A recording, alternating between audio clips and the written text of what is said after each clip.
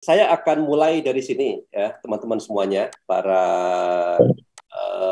apa ya, teman-teman yang baik itu yang ada di rumah, pengen bikin melon hidroponik atau pengen bikin greenhouse yang nggak besar.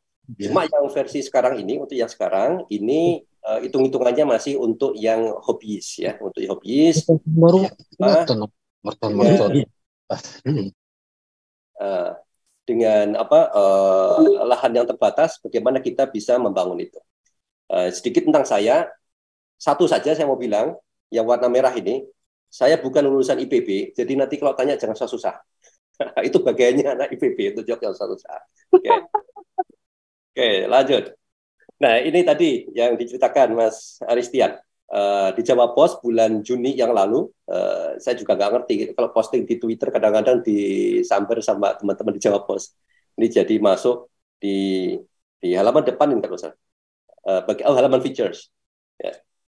Kemudian ini, saya mulai dari biasa. Kalau orang engineering mau bikin pertanian pun ada research question-nya. Jadi mohon maaf nih kalau presentasinya bukan gaya petani, gaya engineer. Jadi saya punya research question waktu itu.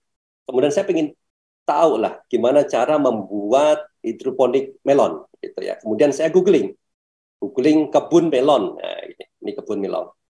Seperti teman-teman semua lihat, di sini rata-rata penampilannya seperti ini kan. Satu pohon melon dan melonnya di bawah gitu. Satu pohon melon, melonnya jadi satu atau dua buah.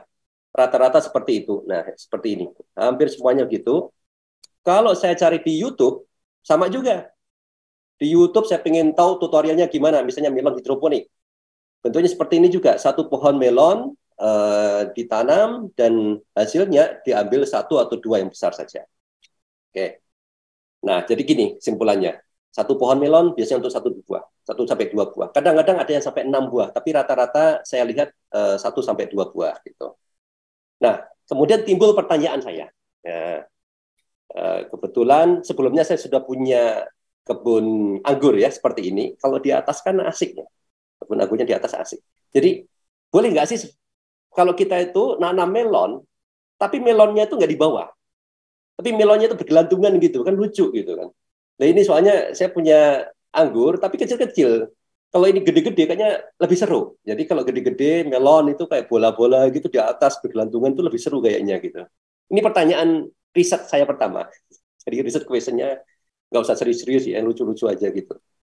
Atau model kayak gini. Ini kebetulan di Amalfi Itali kemarin tuh saya lihat tuh ada kebun lemon. Jadi kalau lemon kan jelas di atas ya, udah umum. Tapi kan warnanya kuning, ya agak gede-gede ini daripada anggur. Kan lucu gitu kan, lebih Instagramable gitu. Itu pertanyaan pertama. Pertanyaan yang kedua, gini. Kalau kita lihat cara penanaman melon, biasanya kan gini, satu benih melon ditanam terus ya, dimasukin media, terus kemudian dibiarin sampai 45 hari setelah tanam mulai berbuah, kemudian dipanen, katakan di usia 60 atau 75 hari setelah tanam gitu. Tersisa berapa? Satu atau dua, yang lain di pruning. Jadi research question yang kedua, boleh nggak sih satu benih melon ya, kan lama ini ditanamnya. Jadi tidak hanya menghasilkan 1 sampai 2 buah saja, kan sayang gitu loh. Nanamnya kok lama, tapi cuma diambil 1 atau 2. Nah, jadi sayang. Saya mikirnya gitu. Ini serius, ini pemikiran saya waktu itu. Ya. Terus kemudian apa yang saya lakukan? Saya cari-cari di YouTube. Saya hanya menemukan satu ini saja. Ada sih video yang lain ya di YouTube, tapi sumbernya cuma satu ini. Jadi ada satu video cerita tentang bagaimana melon hidroponik di Jepang. Ya. Dan modelnya kayak gini nih di atas. Saya tahu ini gambarnya tempel-tempelan nih, jadi nggak serius. Ya. Tapi kalau ini persis seperti imajinasi saya. Kalau ada melon bergelantungan kayaknya seru gitu. Ya. Nah ini kemudian saya lihat hanya 8 menit. Hanya 8 menit, kemudian saya lihat, saya tonton berulang-ulang. Jarang saya nonton video di YouTube itu berulang-ulang. Tapi yang khusus yang ini, saya tonton berulang-ulang. Saya ingin tahu itu. Karena nggak ada video yang lain. Hanya ada, cuma ini saja itu di YouTube. Kemudian saya cari-cari, ada nggak orang Indonesia yang bikin. Ada yang model tanam hidroponik, medianya apa itu air. Ya. Tapi kok saya lihat tumbuhnya itu kok nggak banyak itu buahnya, hanya sedikit juga gitu. Jadi masih belum sesuai dengan harapan saya. Yang sesuai baru satu ini, ya. Dan saya lihat nih, ini timbul pertanyaan juga. Ini kan kalau dilihat pohonnya batangnya kan agak gede, ya. Tebel kayak pohon betul gitu, rindang. Nah ini kalau di Indonesia ada nggak benihnya gitu ya? Ataukah benih ini hanya ada di Jepang saja? Terus benih yang ada di Indonesia bisa nggak dibuat seperti ini? Jadi begitu banyak pertanyaan dan belum ada jawaban gitu yang memuaskan saya. Di sini saya lihat ini udah bagus seperti yang saya harapkan. Dia kasih itu kisi-kisinya. Jadi dia ceritakan ini bahwa kalau nanam ini harus langsung di media air, kemudian media nutrisi ya, air nutrisi, kemudian mediumnya juga gede banget lah gitu. Terus, nah ini yang luar biasa. Ini saya nggak lihat itu di model yang kalau pakai bucket tadi ya, pakai apa itu polybag. Jadi ini di dalam box besar, akarnya luar biasa, full. Jadi segini itu full sama akar. Nah kalau di Jepang biasa mereka kan suka dengan teknologi canggih ya. Jadi pH-nya diukur, suhunya diukur, ppm-nya diukur. Wah ini kan repot ya. Terus saya berpikir bisa nggak gampang-gampangan saja deh. pH itu susah ya saya ngaturnya kan. Suhu juga susah saya ngaturnya. Saya bisa atur cuma ppm aja. Nah, gitu. Kalau ppm saja gimana? Bisa nggak menghasilkan? Jadi so much research question dan nggak ada cara yang lain harus dicoba. Ya, kira-kira gitu. Nah ini kemudian saya coba lihat lagi. Kalau model ditanamnya model yang tadi ya, yang kebun melon versi mainstream pada umumnya. Jadi satu buah melon, satu benih sampai ke atas, kemudian di pruning ya, atasnya di pruning. Nah ini ternyata di pucuk atasnya apa? Nggak di pruning sama sekali. Jadi daunnya luar biasa lebat, ke sana kemari full gitu. Dan ternyata hasilnya ujung-ujungnya apa? Bagus gitu. Ukurannya besar seperti mereka harapkan. Dan ini kelihatannya metodenya sama biasanya dimatikan dulu ya. Dimatikan dulu biar hasilnya manis gitu. Nah, apa yang saya lakukan berikutnya? Saya coba reverse engineering. Jadi saya mencoba untuk setelah berulang-ulang memahami prosesnya, memahami esensi, gitu, memahami esensi.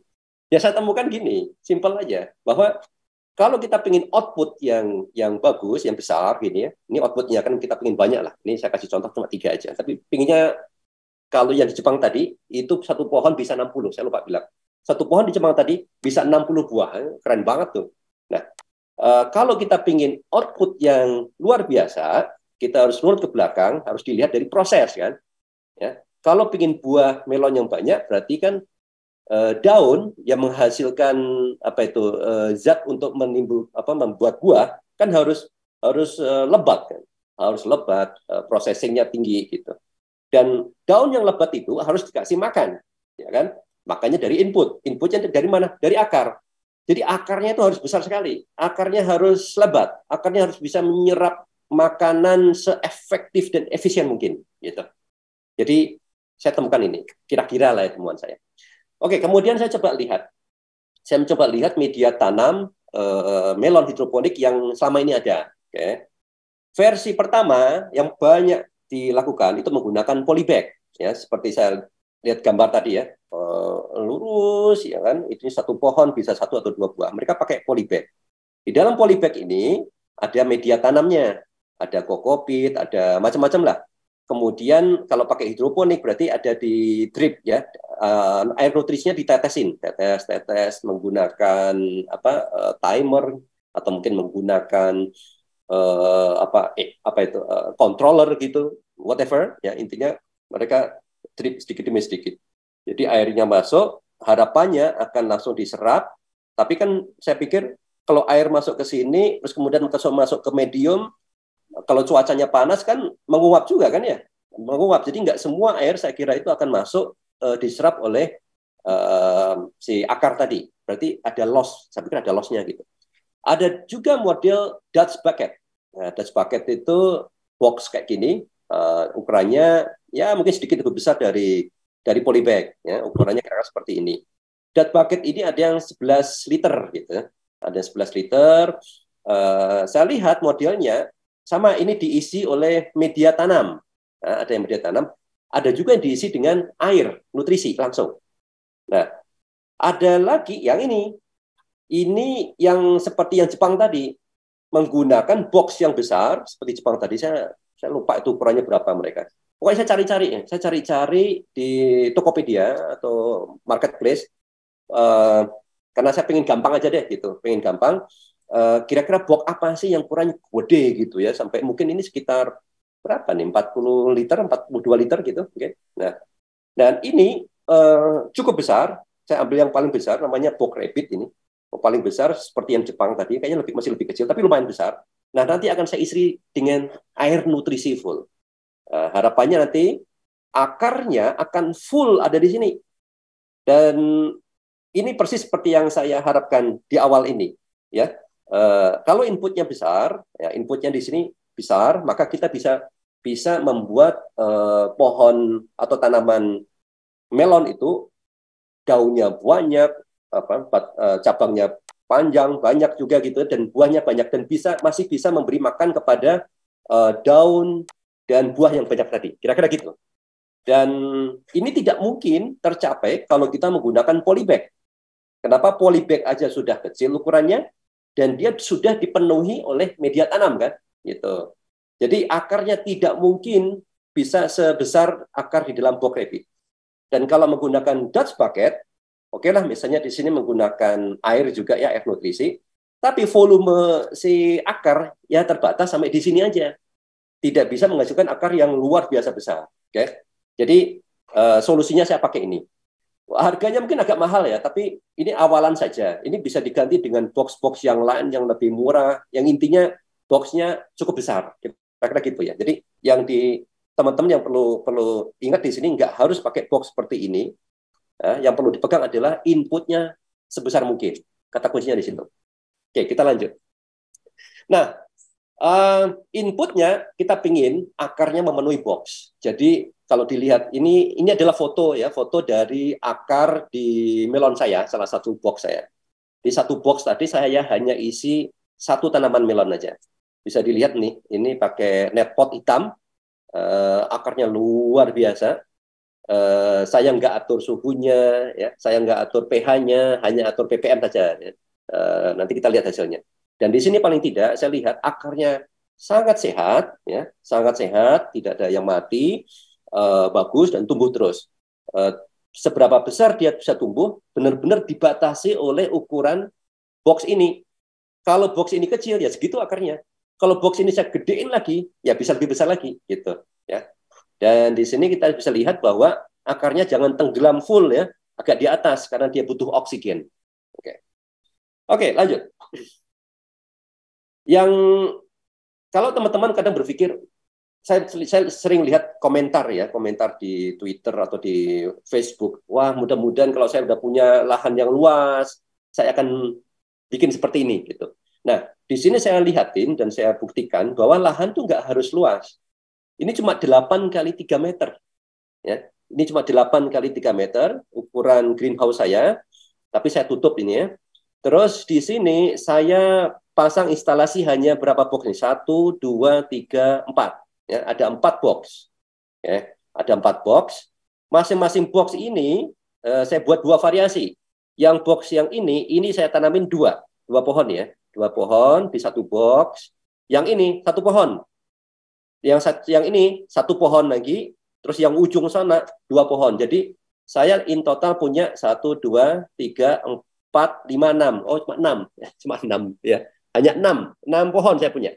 Oke, dari 6 pohon. Oke. Bagaimana instalasinya? Oke, instalasinya saya ngikutin yang ada di, jadi saya kira-kira lah gitu ya. Dari videonya kan nggak lengkap tadi. Saya kira-kira. Jadi dalam reverse engineering, saya lihat yang paling prinsipal adalah ini airnya mengalir. Ya, di situ saya dilihatin airnya harus mengalir dan ada tandonnya. Nah, tandonnya ini lihat nih, ini rabbit box juga sama jenisnya seperti ini, cuma ukurannya 3 kali lebih luas ya, lebih besar daripada ini. Kalau ini sekitar 40-an liter, kalau ini 130-an liter nih. Ini 130 liter saya isi. Nah, bisa dilihat di sini nanti saya lihatin lebih detail. Ini ada pompa di dalamnya, pompa akuarium aja. Yang penting dia bisa ngangkat air ke atas. Jadi sebutnya agak di bawah ini ya. terus naik ke atas saja. Naik ke atas, nah kemudian ini kan ada pipa, terus muter masuk ke dalamnya, terus keluar lagi, balik lagi ke sini. Ya udah muter aja, ya, muter. Dan apa kelebihannya ini dibandingkan dengan model yang apa itu polybag tadi? Ini kan tidak ada yang menguap kan, karena tertutup. Ya, air nutrisi masuk di dalam pipa, nggak menguap, masuk ke dalam sini, ya oke lah menguap, tapi sampai ditutupnya jatuh lagi ke bawah. Paling ada lubang kecil-kecil gitu. Jadi penguapan atau hilangnya loss air nutrisi gara-gara penguapan ini sangat minimal gitu. Jadi kalau airnya habis pun di sini karena memang benar-benar diminum ya, diminum sama tanaman full. Ya. Nah, bagaimana bikinnya box hidroponik? Jadi ini silakan dibuat model gimana lah. Ini saya serahin waktu itu saya bikinnya pakai ada tukang ya. Saya gambarin dikit aja, tukangnya terserah pokoknya. Saya mainnya main pokoknya aja gitu. Pokoknya bikinnya ini di atas, agak ke atas gitu ya. Ini agak di atas sehingga kalau ke bawah pipanya masih bisa jatuh ke bawah sini. Ya. Ke tandonnya itu pakai gravitasi aja, nggak usah disedot. Pakai gravitasi. Oke. Jadi jadinya ini harus agak-agak tinggi. Ini kalau model seperti ini belinya agak mahal, saya kira ada hampir 200.000. Cuma saya nggak rekomend. Moga silahkan kalau pengen gampang-gampangan, ya model seperti saya ini. Kalau mau model hemat, saya kira harganya bisa jauh lebih murah. Yang penting ada box ukurannya besar. Okay? Nah, bagaimana ini penting nih, ini bagian penting. Bagaimana kita setup bagian boxnya? Jadi di boxnya itu ini ada dua lubang ya untuk inlet. Ini pipa saya masuk ke sini. Pipanya bisa pakai pipa yang besar tadi atau pakai pipa apa itu hitam yang biasanya untuk drip hidroponik itu bisa dipakai. Yang penting ada air masuk ya.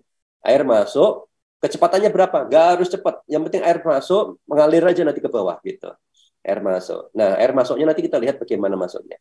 Nah, yang ini adalah lubang untuk net pot ya. Net pot itu ya kalau buat teman-teman yang belum terbiasa dengan hidroponik, net pot tuh kayak gini nih.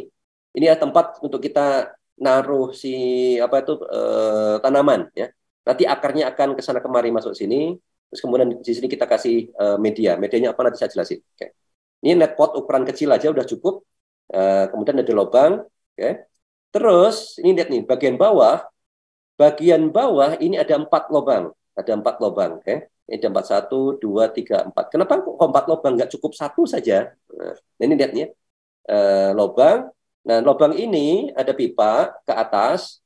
Pipa itu tingginya dibuat sedemikian rupa sehingga gitu. Sehingga tinggi air yang penting di sini. Ini untuk outlet sebetulnya, untuk overflow. Jadi ketika airnya sudah ketinggian tertentu, dia akan masuk ke lubang, masuk ke pipa, jatuh ke bawah, balik lagi ke tandon. Nah, ini adalah volume atau ruangan yang nanti akan menjadi tempat tumbuhnya si akar. Ya, bisa dilihat nih. Ini yang inlet tadi masuk. Ini kebetulan setup ini ada dua pohon, ya, 2 tanaman. Bisa 1 tanaman, bisa 2 tanaman. Ini saya eksperimen hasilnya kira-kira gimana sih gitu ya. Kalau dikasih 1 tanaman saja, kasih 2 tanaman, kan volume akarnya kan berkurang jadi kalau 2 kan. Hasilnya gimana? Apakah tetap sama-sama bagus? Nah ini saya lihat ada 4. Tujuannya apa? Oh ya, ntar lagi. Satu lagi ini. Ini pas air ini dari atas nih ke bawah, masuk ke bawah. Ya ini ya. Ini airnya ada 4 lubang juga, 1, 2, 3, 4. Jadi airnya dari atas, ini kita tutup bawah, terus kemudian dia mengalir ke samping. Ya. Tujuannya akan terjadi sirkulasi udara, air yang masih bagus dari atas ke samping kiri, samping kanan depan, kanan belakang gitu. Pokoknya merata ya. Karena jangan sampai nanti misalnya inletnya hanya ada di sini, outletnya ada di sini, sehingga air yang di sebelah sini nggak banyak berganti-ganti, jadinya kan nggak sehat buat si akar. Jadi gimana caranya supaya airnya ini merata sehingga akarnya mendapatkan sirkulasi air yang sama-sama sehatnya, kira-kira gitu. Nah, mau dibuat seperti apa? Yang penting adalah tahu prinsipnya. Nah, ini bagian tandonnya tadi, ya, tandon air nutrisi. Ini tempat kontrol juga. Dalamnya seperti ini. Jadi air balik jatuh ke bawah. Anda bisa lihat tidak ada aerator. Aerator itu supaya apa? Oksigennya banyak. Jadi saya buat supaya jatuh aja kenceng gitu. Sehingga kalau jatuh kenceng kan paling nggak oksigen bisa nambah masuk ke dalam air. Gitu. Jadi oksigennya aeratornya itu dari sini aja gitu. Saya nggak tambahin. Ya saya juga eksperimen dengan setup yang sangat minimum tanpa aerator, tanpa mengatur pH, tanpa mengatur suhu, mau suhu berapapun monggo gitu. Hasilnya gimana gitu. Ini baru setup versi awal gitu. Jadi mungkin suatu saat saya bisa eksperimen dengan pengaturan suhu, mungkin pengaturan pH, ditambahin aerator, hasilnya gimana. Ini karena saya baru mulai saja, jadi ingin tahu setupnya minimal aja. Jadi Bapak, teman-teman bisa mencoba dengan setup yang minimal ini. Nah ini airnya balik. Nah ini pompanya apa? Pompa akuarium aja gitu. Yang kalau dia apa itu tekanan ke atas tuh bisa tingginya ya mungkin 2 meter lah sesuai dengan tingginya si pipa ya di atas tadi ya 2 meter atau 1,5 sampai 2 meter udah cukup gitu. Ya, jadi pompa akuarium kan wattnya kan kecil kan betulnya naik ke atas muter. Nah kemudian di sini untuk pengisi air biasa nanti ditambah dengan AB mix untuk nutrisi. Jadi kalau kita mau mengontrol, saya itu kalau mau mengontrol air cukup dari sini aja. Saya buka gitu kan, ini airnya tinggal segini nih, lihat nih, air tinggal segini, kalau udah tinggal segini udah mau habis, jangan sampai habis banget tuh, isi lagi, kasih air, kemudian kasih nutrisi, AB mix, nanti saya terangin gimana ngisinya. Yang penting jangan sampai kehabisan dan dipastikan saja ppm-nya sesuai. Nanti ppm-nya berapa saya jelasin. Oke, sekarang kita siapkan pembenihan nanti, tapi ini pembuahan dulu. Apa buah? Apa kok buah? Nutrisi. Ini banyak pertanyaan soalnya. Ada 2 jenis nutrisi, yaitu nutrisi untuk sayuran atau pertumbuhan dan nutrisi untuk buah. Saya pakai nutrisi buah saja. Oke. Nah, ada pertanyaan kan? Pada saat mulai generatif mulai tumbuh awal kan belum ada buahnya itu. Haruskah pakai nutrisi tanaman biasa bukan buah gitu? Ataukah bisa pakai nutrisi buah langsung saja? Nah, saya belum tahu bedanya karena saya agak malas di awal. Ya udahlah, yang paling penting ada nutrisinya. Jadi saya pakai satu jenis nutrisi aja, yaitu nutrisi AB mix. Mungkin kalau Anda eksperimen di awal-awal pakai nutrisi pertumbuhan sehingga tumbuhnya mungkin bagus gitu ya. Tapi saya pakai nutrisi buah dari awal pun tampaknya pertumbuhan juga udah bagus gitu. Mungkin ada perbedaan, tapi nggak tahu apakah signifikan atau tidak. Cuma dalam eksperimen saya gunakan AB mix buah saja. Nah, saya awalnya pakai yang cair, ya, ada 2 jenis ya, AB mix buah yang cair, ada yang bentuknya padatan. Cuma ini saya ingin agak murah, ya, murah karena dia itu cukup banyak membutuhkan ya, nutrisi, fokusnya cuma di situ. Jadi saya beli ini yang beratnya itu berapa ini? 2 kiloan ya. 2 kiloan. Ya, 2 kilo. Terus di sini 2 kilo itu harganya 100.000.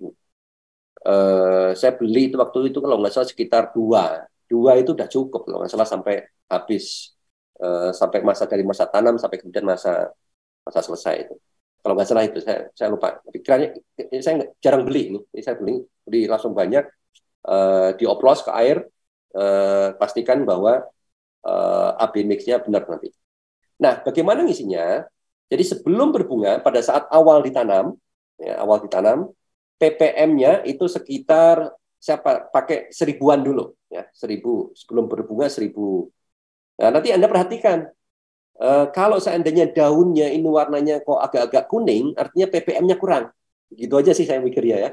Kalau daunnya sudah hijaunya hijau gelap gitu, Pak, itu bagus tuh. Nah, ya mungkin sebagai gambaran kontrol visualnya seperti itu. Dan kalau sudah mulai berbunga, saya pakai ppm-nya sekitar 2000-an. Ya mungkin bergeser 1800, 2000, 2100 is oke. Jadi kira-kira antara itu.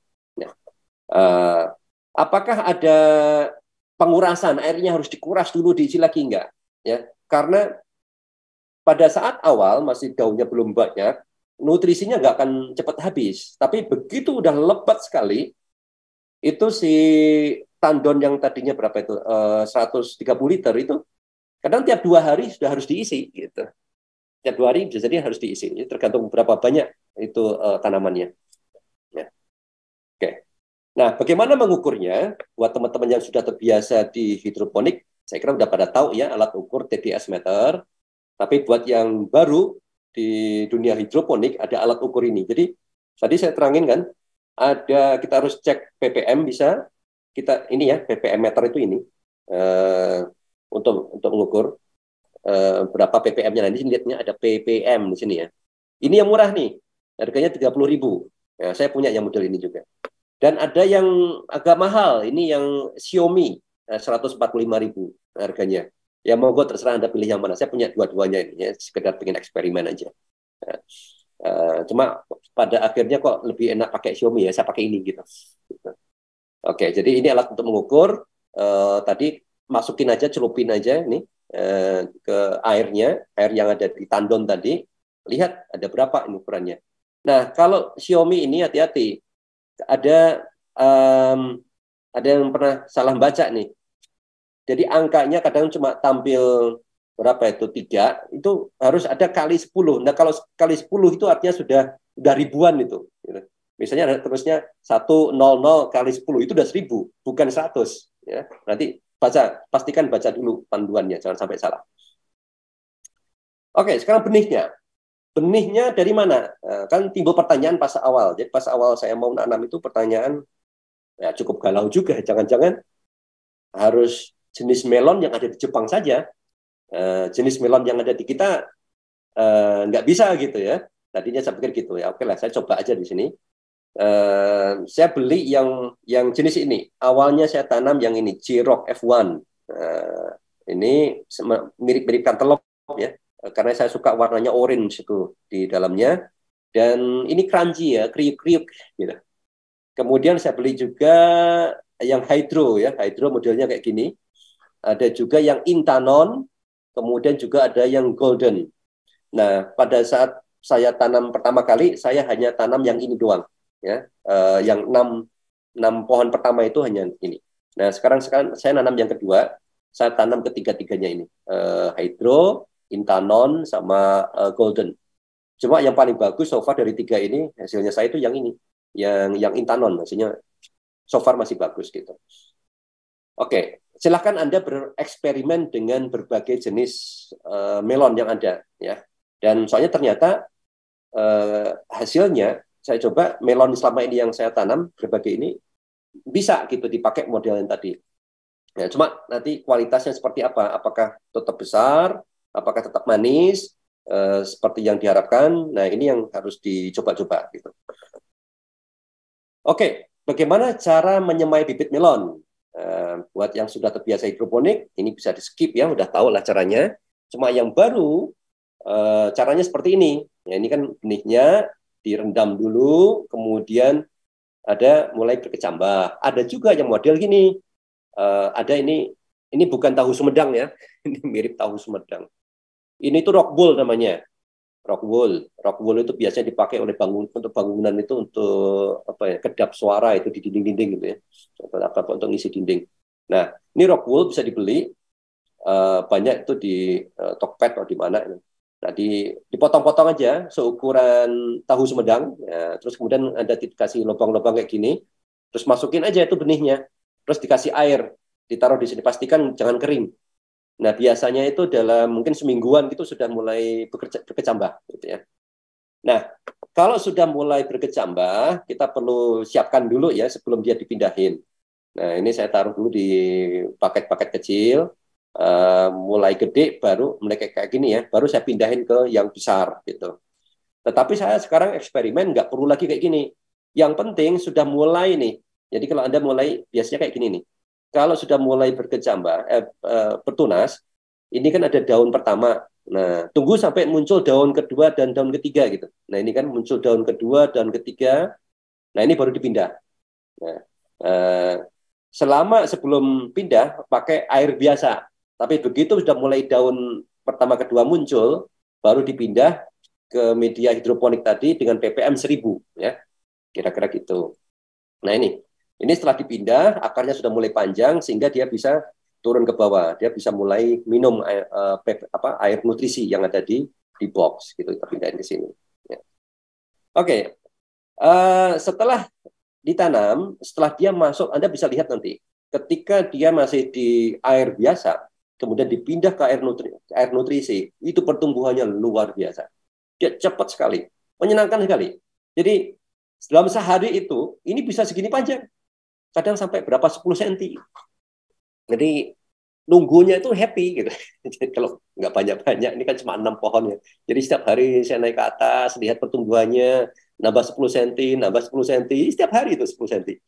Jadi kalau Anda pakai kamera itu kayaknya lucu itu, di kamera 24 jam terus menerus bisa lihat pertumbuhannya itu. Nah, jadi dia cepat sekali. Nah, begitu tumbuh, Anda lihat di sini, dia mulai ada uh, dia ada apa, percabangan ya, ada cabang. Satu ini bisa bercabang sampai 3 sampai 4. Oke. Ini ya, cabang kiri, cabang kanan gitu. Nah, ini semua yang cabang gede-gede, apakah harus di-pruning? Kalau saya eksperimen kemarin tidak di-pruning. Karena kalau dilihat tadi ya, yang model Jepang, tadi kan dari awal pun juga banyak dia cabang-cabangnya ya. Kita pingin pohonnya banyak buahnya. Jadi cabang-cabang utama yang gede biarin. Buat dia ini tambahin apa itu, tali rambatan ke atas. Ya, tali rambatan. Ada bisa pakai tali biasa. Kalau saya malas pakai tali muter-muter, ini pakai kawat aja gitu. Saya pakai kawat. Kawat kan agak kawat kecil aja itu. Pakai kawat untuk apa itu, bikin bonsai, ada kawat bonsai bisa, atau kawat, pokoknya kawat kecil-kecil itu bisa. Jadi kuat ya, lurus ke atas, bikin. Jadi pastikan ke atas. Nah, gimana caranya kalau pakai kawat? Kalau pakai tali kan diputer-puter aja bisa ya. Karena ini ada, saya pakai tape itu kayak di tali-tali ini warna biru-biru. Nanti saya lihatin tape-nya apa gitu. Nah, ini dia pertumbuhannya sangat pesat. Nah, ini sangat pesat. Pastikan dia merambat. Nah, ini Anda perhatikan, saya taruh sebetulnya penentuan posisi ini sangat penting. Idealnya ini ditaruh di tengah.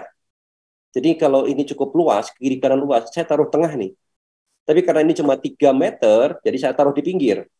Sehingga karena taruh di pinggir, semua percabangan di atas saya geser ke kiri supaya dia geser. Nah, kadang-kadang masih tumbuh juga di sebelah kanan ya, pinggir dinding ini, sehingga nggak bisa dijangkau. Nah, kalau dia ada di tengah, kiri kanannya pas, ini enak. Jadi dia bisa tumbuh kiri, dia bisa tumbuh kanan. Jadi buahnya bergelantungannya enak, memanage-nya juga enak. Saya agak kesulitan memanage ketika dia tumbuhnya di dekat dinding di sini, terlalu mepet. Tapi okay, karena ini keterbatasan tempat, saya geser ke sini gitu kiri. Nah, Anda lihat pada saat pertumbuhan kayak gini, ini kalau si akarnya ini putih warnanya, berarti sehat ya. Akarnya putih, berserabut ke sana kemari, dan pastikan nih jangan sampai akarnya masuk ke dalam pipa, nanti bisa nutupin. Jadi kalau ada akarnya masuk ke pipa, ya Anda keluarin aja pakai tangan. Ya. Pastiin mungkin lihat seminggu sekali lah itu, jangan sampai masuk gitu. Nah, hasilnya kan seperti ini kan, cakep ya, cepat sekali ini. Ini cepat, dan di sini udah mulai ada bunga-bunganya ya, mulai ada bunga-bunganya. Nah, kebetulan yang di sini saya eksperimen dengan 2 model, yang besar ya, boxnya besar sama boxnya kecil-kecil. Ini yang pakai Dutch bucket, dan ini tidak ada sirkulasi. Ini udah nggak ada sirkulasinya, lumayan bisa tumbuh, tapi habis itu karena pH-nya terlalu asam barangkali ya, akibatnya apa? Dia jadi buah, tapi buahnya mati gitu. Jadi buahnya rontok semua. Jadi kalau terlalu asam malah nggak jadi. Ya. Oke, bagaimana mengatur rambatan? Nah, ini rambatannya kan saya atur ini biar bisa uh, bisa bagus gitu. Dia nggak belok kiri kanan lurus. Nah, ini Anda lihat bisa ada tape-nya warna biru. Nah, ini ada tape warna biru. Saya gunakan alat ini. Ada tape tool. Terus kemudian ada selotip, bukan selotipnya, ini ada tape-nya, kemudian refill-nya untuk staples-nya itu.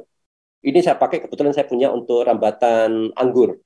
Apakah perlu seperti ini? Saya kira nggak harus. Ya, ini nggak harus. Ini kalau mau keren aja sih. Kebetulan saya punya untuk anggur, saya pakai aja untuk di sini. Jadi yang penting Anda bisa atur aja rambatan dengan bagus secara manual pakai tangan, udah cukup itu. Oke. Nah, berikutnya di sini Anda lihat bunga itu ada 2 jenis nantinya. Dan kebetulan saya ada di dalam greenhouse. Greenhouse ini tertutup sama sekali. Ini kebetulan kaca semua ya. Jadi matahari full. Mungkin ada pertanyaan, bisa nggak ini kalau ditaruh di tempat yang shady gitu. Ingat tadi output sama dengan proses ditambah dengan input kan. Proses itu adalah daun. Daun itu harus ada fotosintesis, dia membutuhkan matahari. Jadi kalau di dalam tempat yang shady, artinya prosesnya kan kurang, ya kan? Jadi kalau bagusnya adalah di tempat yang panas langsung, nggak usah dikasih shady atau apa gitu, langsung aja. Ya, itu hasilnya akan sangat bagus. Nah, karena di dalam greenhouse tertutup, berarti nggak ada polinator gitu ya. Nah, polinator ini atau yang membuat penyerbukan ini biasanya dari lebah ya, dari lebah. Kalau nggak dipolinasi, calon buah akhirnya ya mati gitu. Sayang sekali. Jadi kita harus lakukan polinasi. Polinasinya, penyerbukannya ini ada buah jantan, buah betina ya. Istilahnya apa? Bener nggak sih? Nggak tahu saya. Pokoknya buah jantan, buah betina. Nah, untuk melon, mengetahuinya gimana? Bunga betina, yang pokoknya di sini ada perutnya nih. Perutnya endut. Ini tempat dia nanti akan hamil. Gitu. Ini akan besar. Buahnya itu nanti di sini. Nah, ini yang bunga betina. Bunga betina ini ya, kalau dilihat atasnya seperti ini. Ya. Ini atasnya itu dia dia akan nempel nantinya. Jadi bukan serbuk, tapi dia kayak kayak apa ya, dia kalau ada serbuk dia akan nempel di dia ya. Nah, yang jantan lihat nih nggak ada perutnya nih ya. Yang jantan nggak ada perutnya. Caranya adalah ini diambil, dipotong ya. Ada potong, terus bagian atasnya ini kalau Anda lihat pakai tangan itu ada serbuknya tuh, serbuknya kan nempel di tangan gitu. Jadi jangan dipakai tangan, nanti biarin aja. Ini tempelin ke sini. Nah, biasanya karena ada kelopak bunga, ini Anda lepasin semua. Kelopak-kelopak lepasin, tersisa ini ya, sama tangkainya. Jadi ini dilepasin, ya kelopak-kelopak lepasin, tinggal tersisa eh, eh, apa tuh serbuk sarinya. Serbuk sarinya tempelin aja ke sini. Udah gitu aja cara polinasi. Lakukan itu pagi hari, biasanya itu bagus jam 8, 8, 9, 10. Biasanya itu ini mulai mekar. Ya, ini udah mulai mekar, itu saatnya yang paling bagus untuk melakukan polinasi. Bagaimana kalau lewat jam 10, 11 ya silakan coba aja. Biasanya mereka sudah mulai mulai redup gitu ya, mulai nutup. Dan biasanya ini hanya 1 hari atau mungkin ada kan cuma 1 hari ya. Waktu prime time untuk melakukan polinasi itu 1 hari. Kalau lewat hari berikutnya, si kelopaknya sudah mulai nutup, sudah mulai layu, mulai nutup. Gitu. Anda bisa coba aja, kadang-kadang berhasil, kadang-kadang enggak. Oke. Nah, eh, kalau di model saya kira nih kalau di model penanaman tradisional ya mainstream yang dipolinasi atau itu kan cuma satu saja ya jadi besar setelah di daun yang keberapa 11 atau 7 11 itu hanya itu saja yang dipolinasi, sisanya apa, di pruning semua kan, dibuang semua. Kalau ada calon buah dibuangin, disisain hanya satu. Okay? Nah, bedanya di sini adalah kita sudah punya akar yang masif yang siap memberi makan kepada banyak buah, sehingga yang bisa kita lakukan adalah polinasi aja semuanya. Ya, ini semua dipolinasi. Kenapa semua dipolinasi? Karena kita nggak tahu mana yang betul-betul jadi buah nantinya. Gitu. Jadi biarkan si tanaman ini akan seleksi sendiri. Jadi kayak gini nih, ini misalnya panjang nih ya, ini panjang nih. Di sini udah kita polinasi. Kemudian di berikutnya, bunga apa daun berikutnya biasanya ada lagi. Kita polinasi aja. Nah, di antara dua ini kalau berdekatan biasanya yang jadi cuma satu. Mana yang jadi kita nggak tahu kan. Jadi polinasi aja gitu. Nanti dia akan melakukan seleksi alam sendiri. Gitu. Jadi kira-kira gitu. Nah, di sini saya kasih nomor. Banyak pertanyaan kan. Ini kenapa ada nomornya ini? Saya kasih tag, kasih nomor. Ini saya kasih nomor tandain biar biar saya tahu bahwa bunga ini yang ini sudah dipolinasi karena perbedaan antara yang sudah dipolinasi dan enggak itu kadang-kadang nggak jelas.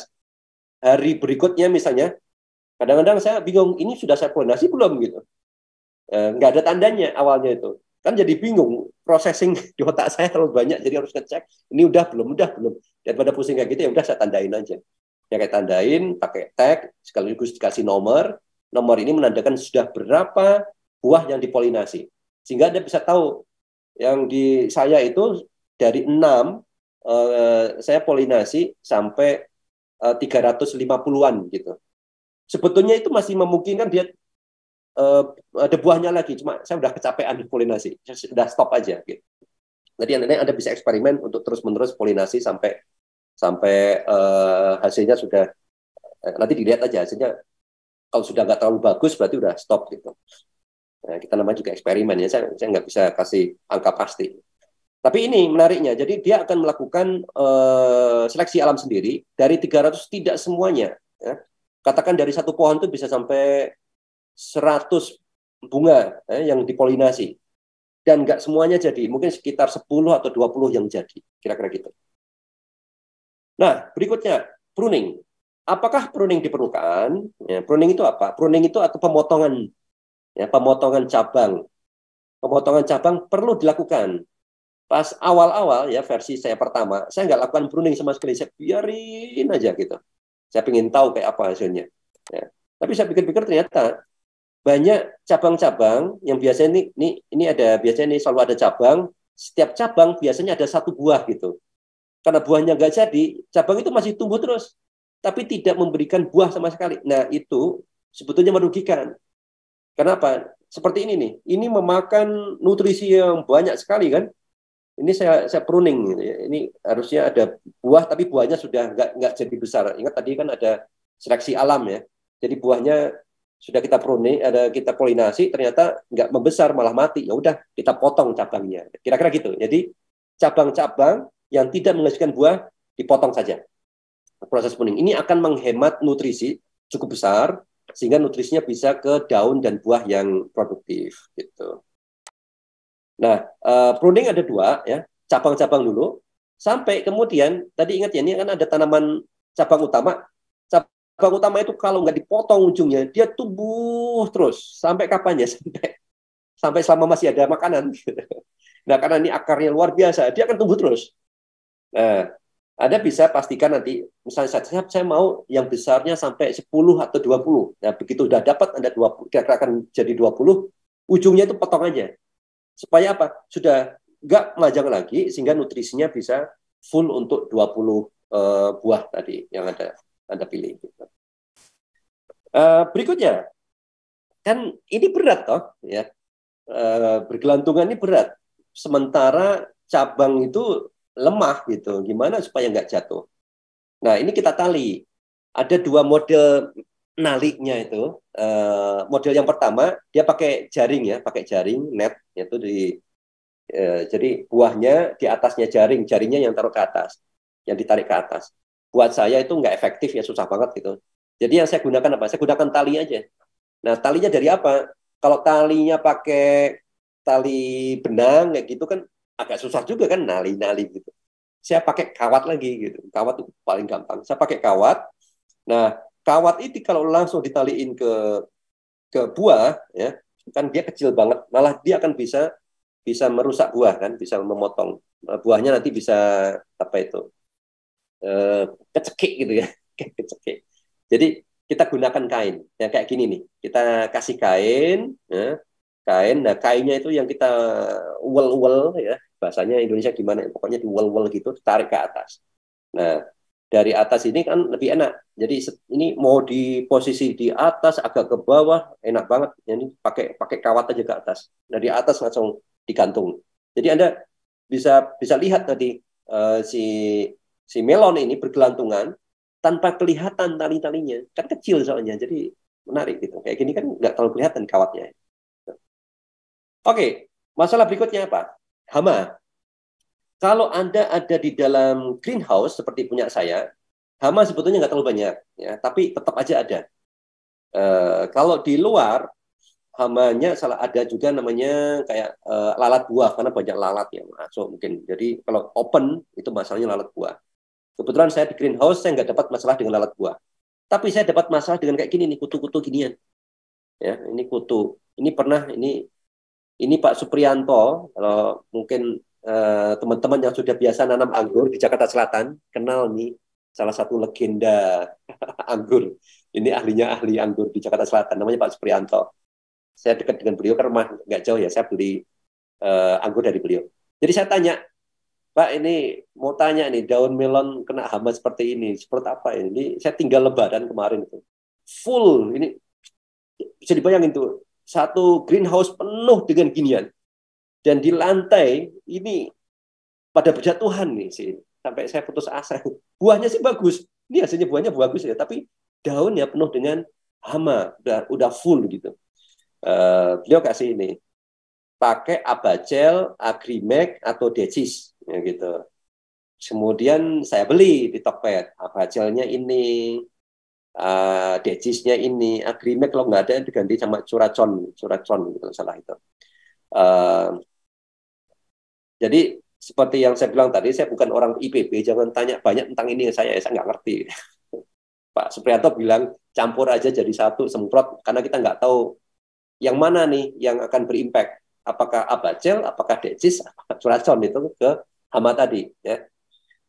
Dan ternyata pernah kita coba satu jenis, kok nggak mempannya, pakai jenis satunya lagi baru bisa. Akhirnya daripada pusing-pusing jenis mana yang bisa membunuh, ya udah dicampur aja, ya dicampur aja. Toh ini juga nggak jangan terlalu padat ya, pokoknya ikutin aja petunjuknya deh. Seberapa besar ya saya nggak ngerti, nanti ikutin aja di sini.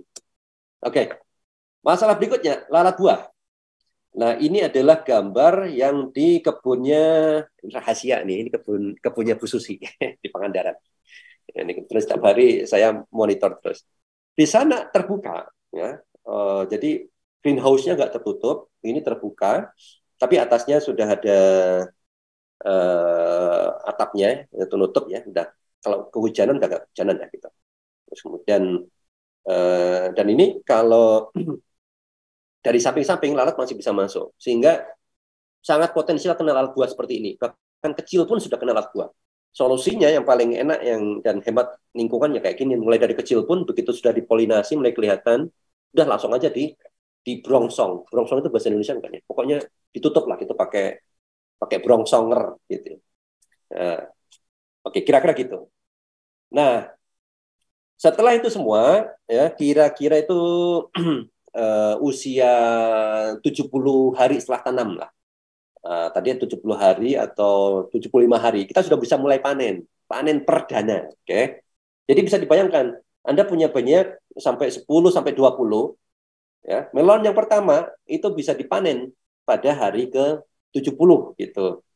Nah, melon-melon yang berikutnya ini masih nunggu kan. Ada mungkin harus minggu depan atau minggu depannya lagi atau mungkin beberapa. Jadi ini bisa panjang nih masa panennya untuk sebuah pohon aja, karena kita panen satu, berikutnya masih banyak, dan berikutnya lagi kadang-kadang masih berbunga gitu. Bunganya masih bisa kita polinasi lagi. Jadi ini asiknya ya, model kayak gini. Anda bisa masa panen itu bisa cukup panjang. Dari ini salah nih, bukan 8 pohon. Dari 6 pohon melon ini punya saya tuh. Ini sudah menghasilkan waktu itu lebih dari 8 buah melon. Jadi per pohon kan udah lebih dari 10 ya waktu itu. Nah, saya pakai jenis yang G-Rock ya, G-Rock F1, jenis melonnya sama semua. Jadi melon itu mau manis atau tidak, Brix-nya itu tergantung dari jenisnya. Ada jenis yang manis banget, ada jenis yang biasa. Nah, untuk yang G-Rock ini saya dapat antara 11 sampai 12%. Ini saya nggak tahu ini bagus atau enggak. Kalau nggak salah itu ada sekitar 12 sampai 15. Jadi ini ya lumayan lah hasilnya, nggak menengah, nggak atas, ya agak di bawah, tapi waktu itu crunchy, enak, manis, lumayan manis gitu ya. Nah, kalau lihat modelnya, apakah ini sudah cukup bagus untuk dijual? Nah, ini lain cerita ya. Ini masih tahap waktu itu tahap tanam untuk keperluan di rumah ya, belum keperluan produksi. Kalau keperluan untuk produksi untuk dijual, saya kira perlakuannya perlu berbeda lagi. Saya belum eksperimen untuk itu, karena untuk dijual itu masih ada standarnya kan, bentuknya harus sangat bagus, ukurannya, dan mungkin juga bricks-nya gitu. Nah, ini eksperimen berikutnya.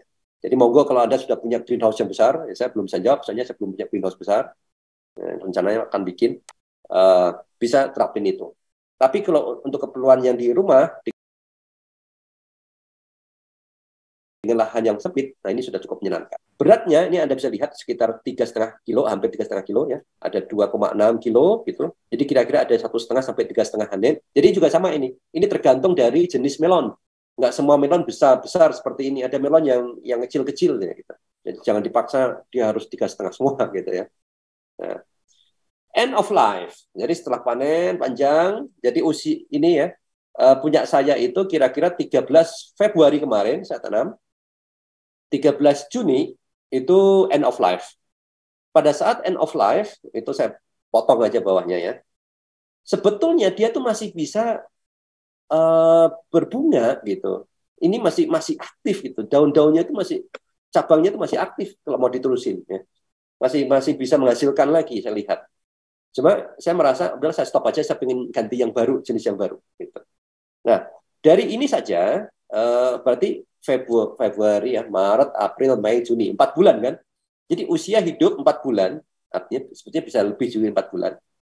Panen pertama itu usia 2,5 bulan, atau tadi berapa? 70 hari kan, 75 hari deh. 75 hari itu panen usia pertama. Berarti kan dia masih punya 1,5 bulan. Jadi Anda 1,5 bulan tuh happy itu, panen terus, bisa hampir setiap minggu atau mungkin setiap beberapa hari. Ya. Jadi Anda menjadi happy apa itu farmer gitu, hanya dengan 6 buah pohon, misalnya 6 buah pohon melon diteruskan. Jadi ini bisa terus lagi kalau seandainya mau dilanjutin jadi 8 bulan panen terus menerus. Oke. Okay? Nah, sebagai bagian yang penutupnya, ini bagian akhir, happy farmer. Jadi ini persis seperti yang saya bayangkan di awal. Research question saya dan coba disimpulkan adalah bisa nggak kita menggunakan benih yang ada di pasaran di kita? Jawabnya ternyata bisa. Ya, kita nggak harus pakai benih yang ada di Jepang. Satu. Yang kedua, bisa nggak saya nggak perlu ngurusin pH, kemudian juga suhu air, cukup ppm saja. Bisa. Hasilnya seperti ini. Apakah bagus? Saya lihat masih di awal-awalnya masih bagus nih. Tapi di ujung-ujung ini sudah mulai nggak terlalu bagus. Ya. Mungkin ini berdampak dari mungkin pH atau mungkin suhu, saya belum tahu. Tapi at least untuk keperluan pribadi, ini masih oke di rumah. Tapi untuk keperluan produksi, ini masih harus dinaikkan lagi. Ya. Bisa jadi karena jenis jenis melonnya, bisa jadi kondisi tadi ya, soal pH, soal suhu kayak gitu, suhu air bisa berpengaruh. Oke. Nah, ini gara-gara ini saya pasang ini di tempatnya Bu Susi beberapa waktu yang lalu. Sekarang sudah lumayan banyak hasilnya. Ini diplomasi melon. Ini teman saya Mas Timi di Kita Bisa. Saya meeting dan dia, saya bawain melon, kan happy kan? Nah, ini teman-teman Kopassus waktu meeting di kantor, saya ajak ke atas, diplomasi melon lagi kan asik, diajak makan, kan seru ini. Kemudian, ini Pak Suprianto yang ahlinya anggur. Kan anggur kecil-kecil, jadi saya bisa bikin melon. Kalau di sini, saya bisa lebih cerita gitu kan ke Pak Suprianto. Kalau saya ke Pak Suprianto ngajarin saya soal anggurnya. Kalau di sini saya kasih tahu soal melon. Gitu. Jadi kita bisa saling berbagi ilmu. Gitu. Nah ini teman-teman ya, mereka bisa panen sambil foto-foto, saudara-saudara ya. Nah ini ada politisi ini, ada politisi kita, kemudian teman-teman influencers datang. Nah The Last of Us setelah itu saya potong semua masih tersisa segini dan ini pun juga masih enak. Ini lihat Anda lihat ya, ini udah nggak jelas bentuknya. Sebetulnya ini masih nunggu beberapa lama karena sudah keburu saya end of life kan matiin, jadinya hasilnya kayak gini. Ini belum siap panen sebetulnya. Oke. Nah, berapa biaya produksi dan keuntungan? Ini banyak bertanya. Ya, ini slide saya yang paling akhir. Jeng-jeng gitu. Jadi untuk skala rumahan biaya produksi paling ya 500.000 sampai 1 juta ya. Ini saya ambil yang murahnya ya, jangan ikutin yang saya tadi, boxnya aja udah mahal tadi kan, nggak harus pakai itu. Artinya kita bisa dengan biaya produksi yang murah dulu ya, biaya produksi yang murah. Kos awalnya nggak mahal tuh. Kalau yang berikutnya Anda hanya butuh setelah punya setup ya, Anda hanya butuh beli nutrisi sama beli bibit tok. ya, 2 sama paling ingat untuk hama, udah itu aja. Jadi murah sekali. Berikutnya udah relatif jauh lebih murah. Nah, manfaatnya apa? Ya, kalau pribadi kan happiness. Kalau Anda lihat tuh happiness unlimited. Jadi ini sebetulnya sangat-sangat recommended ya. Dari 500.000 atau mungkin bisa lebih murah, hasilnya unlimited gitu. Oke, saya kira demikian.